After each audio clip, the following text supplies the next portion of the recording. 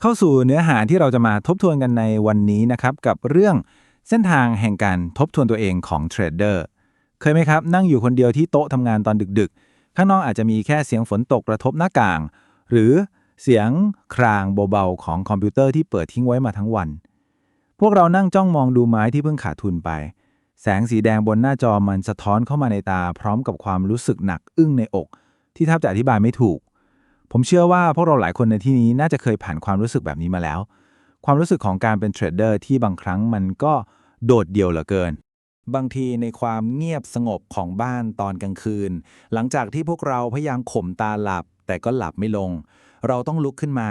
มือประคองแก้วกาแฟอุ่นๆไว้ในความมืดมันเป็นช่วงเวลาที่เรามักจะมีความคิดหนักอึ้งแบกอยู่ในหัวเป็นความกังวลที่เราแทบไม่เคยกล้ายอมรับกับใครหรือแม้แต่กับคนในครอบครัวถึงความผิดพลาดในการเทรดครั้งล่าสุดที่มันยังคงตามหลอกหลอนพาให้เราพลิกตัวไปมาบนเตียงซ้ำแล้วซ้ำเล่ามาถึงส่วนแรกของบทสรุปที่เราจะพูดถึงกันนะครับส่วนที่1น้ำหนักของหน้าจอเทรดภาระทางอารมณ์ที่เราไม่ได้คาดคิดพวกเราหลายคนก้าวเข้ามาในเส้นทางนี้เพราะต้องการตามหาอิสรภาพเราจำได้ดีถึงความรู้สึกในวันที่ต้องเผชิญกับความไม่แน่นอนในหน้าที่การงานการถูกเลิกจ้างกระทันหันหรือความกดดันที่ต้องหาเงินมาดูแลครอบครัวจ่ายค่าเทอมลูกเราหนีเข้ามาในตลาดนี้เพื่อหาทางออกหวังว่ามันจะเป็นแสงสว่างและให้เสรีภาพกับชีวิตแต่สุดท้ายเมื่อเวลาผ่านไปเรากลับพบว่าตัวเองต้องมาแบกรับภาระทางอารมณ์แบบใหม่ที่หนักหนาและกัดกินหัวใจไม่แพ้กันเลยมีโค้ดหนึ่งที่น่าสนใจจากเนื้อหาที่เรานำมาอธิบายในวันนี้นะครับโดยเฉลี่ยแล้วมนุษย์มีความคิดประมาณ 60,000 ถึง 70,000 เรื่องทุกวันและมีโอกาส 90% ที่มันจะเป็นเรื่องเดิมในวันรุ่งขึ้นอย่างที่มาร์ค คัตชินสันได้สะท้อนเอาไว้พวกเรามักจะแบกเอาความคิดที่ยังไม่ได้สางหรือบาดแผลในอดีตมานั่งหน้ากาบด้วยเสมอความกลัวที่ลึกซึ้งว่าเราอาจจะไม่เก่งพอความทรงจำของความล้มเหลวครั้งก่อนที่ยังฝังใจและตลาดมันไม่เคยปราณีใครมันทำหน้าที่เป็นเหมือนกระจกเงาบานใหญ่ที่สะท้อนความกลัวและความไม่มั่นใจที่ลึกที่สุดของเราออกมาให้เห็นแบบชัดเจนที่สุดเข้าสู่หัวข้อที่2ภาพลวงตาของกองทุนเทรดหรือที่เรียกกันว่า prop firm เมื่อการเทรดกลายเป็นเกมเมื่อเรามองดูอุตสาหกรรมการเทรดรอบๆตัวเราทุกวันนี้มันเปลี่ยนไปมากเลยนะครับจากสิ่งที่เคยเป็นเส้นทางอาชีพที่เงียบสงบต้องใช้ความอดทนการรอคอยและวินัยอย่างสูงมันกลับกลายเป็นพื้นที่ที่เชิดชูความตื่นเต้นเสียงดังฉูดฉาดบนโซเชียลมีเดียคล้ายกับการพนันเข้าไปทุกทีเราเห็นแต่ภาพของการอวดอ้างกำไรมหาศาลภายในข้ามคืนจนบางครั้งเราก็เผลอตั้งคำถามกับตัวเองว่าหรือว่าพวกเรากำลังเดินผิดทางลองเปรียบเทียบแนวคิดแบบนักพนันที่มักจะทำกองทุนเป็นเหมือนเกมตามล่าอันดับบนกระดานผู้นำและรีเซ็ตพอร์ตที่ล้างไปแล้วกับแนวคิดแบบมืออาชีพที่มองเรื่องนี้เป็นการทำธุรกิจระยะยาวและเน้นปกป้องเงินทุนเป็นหลักเรามักจะเห็นภาพลวงตาของการซื้อสถานะเทรดเดอร์เงินล้านได้อย่างง่ายดายเพียงแค่จ่ายเงินสอบการทำพอร์ตให้เป็นเหมือนเกมสิ่งเหล่านี้มันไม่ได้สร้างความสงบในจิตใจให้พวกเราเลยครับแต่มันกลับไปหล่อเลี้ยงอีโก้และความไม่มั่นคงในใจลึกๆของเราผมไม่ได้ตัดสินใครนะครับเราเข้าใจดีว่าทุกคนก็แค่อยากประสบความสำเร็จแต่ถ้าลองมองดูมืออาชีพตัวจริงพวกเขาจะมองสิ่งนี้เป็นเหมือนการทำธุรกิจระยะยาวและให้ความสำคัญกับการปกป้องเงินทุนเป็นอันดับแรกเสมอ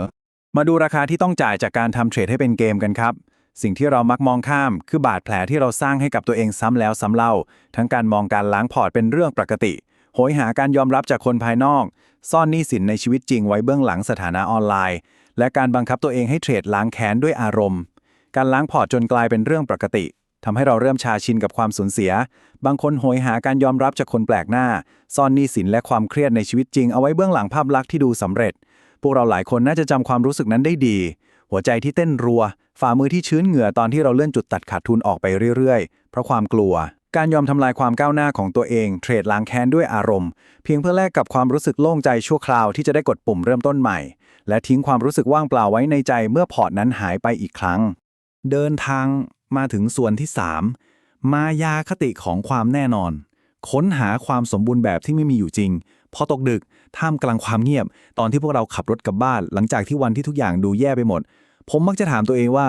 ทำไมพวกเราถึงได้โหยหากลยุทธ์การเทรดที่มันเป็นกลไกแบบ 100% นักทำไมเราถึงอยากให้การตัดสินใจมันเป็นเหมือนหุ่นยนต์ที่ไม่มีความรู้สึกทำไมเราถึงโหยหาความแน่นอนแบบ 100% เหตุผลจริงๆก็คือพวกเรากลัวครับ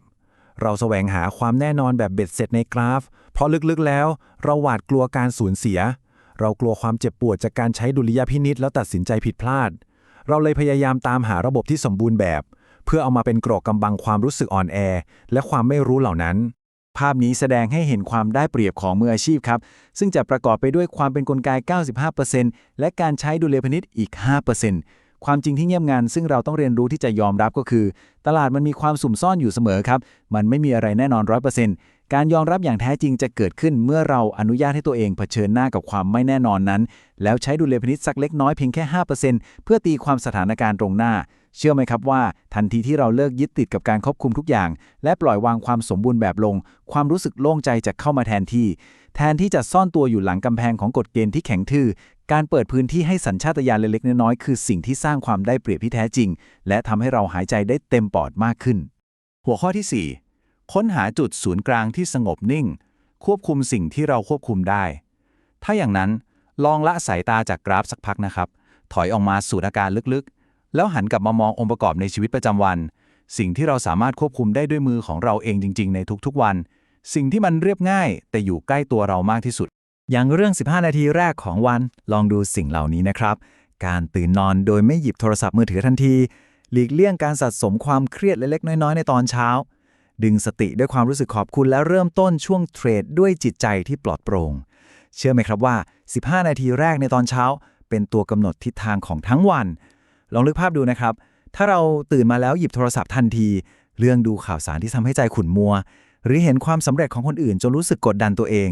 รับเอาความเครียดเล็กๆน้อยๆสะสมตั้งแต่เช้าพอเรามานั่งหน้าจอความเครียดเหล่านั้นมันจะบีบให้เราใช้อารมณ์และตัดสินใจเทรดแบบหุนหันพลันแล่นอย่างหลีกเลี่ยงไม่ได้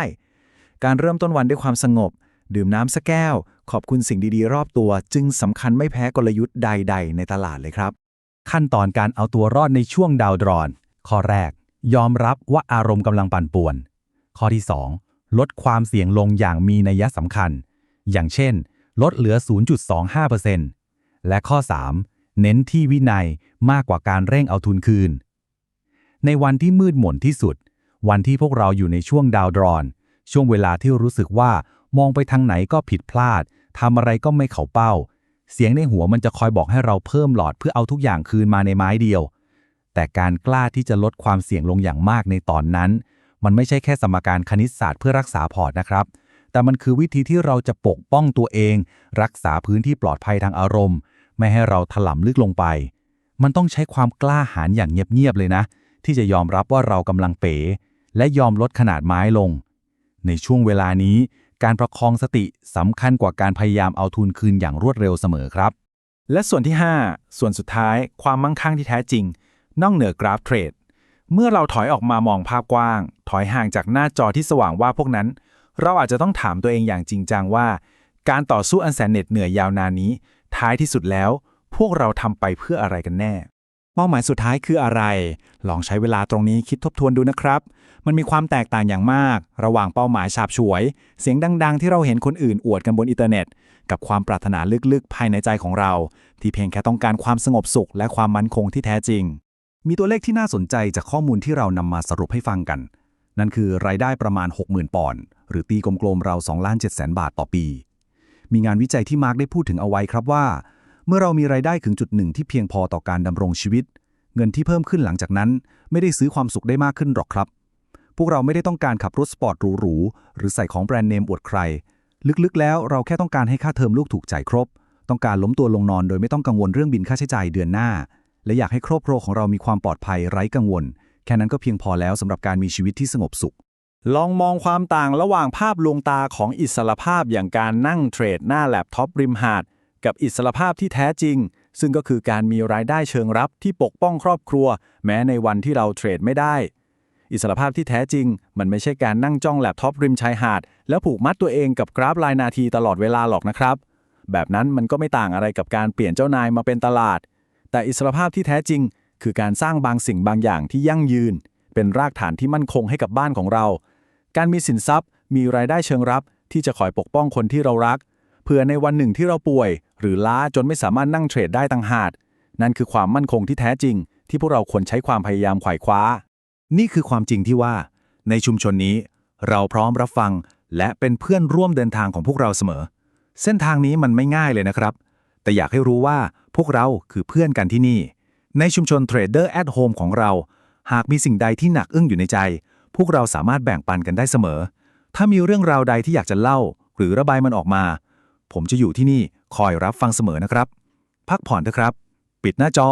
ปล่อยวางความกังวลของวันนี้ทิ้งไปแล้วพรุ่งนี้เราค่อยว่ากันใหม่